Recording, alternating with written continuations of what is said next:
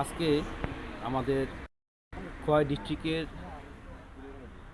মাননীয় এসপি ভানুপচক সংবাদ অনুসারে আমাদের তেলিয়ামুরা ট্রাফিক ইউনিটের স্টাফরা তেলিয়ামুরা পাইবরি এলাকাতে বেগাল চেকিংয়ে বসে।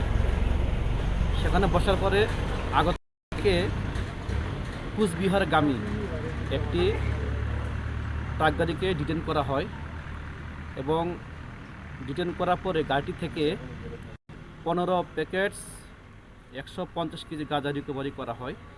সাথে গাড়িটির যে চালক রঞ্জিত সিংহ, বয়স 56, বাবার নাম লেট যোগীন্দ্রনাথ সিংহ, হচ্ছে কলকাতার বরানগরে, ওনাকেও ডিটেন করা হয় এবং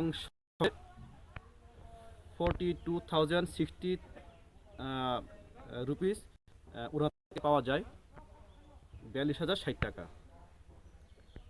আর ওনাকে জিজ্ঞাসাবাদ করা হয়েছিল কোত্থেকে জিনিসগুলি এনেছে, ড্রাই গাঁজাগুলি। উনি বলেছে এটা নাকি আগরতলা যে বাইপাস আছে, বাইপাস এলাকা থেকে উনি এটাকে নিয়ে কুচবিহার যাচ্ছিল, এতটুকুই জানা গেছে। আটককৃত গাঁজার বাজার মূল্য কত হতে পারে আনুমানিক? বাজার মূল্য লক্ষাধিক টাকা হবে।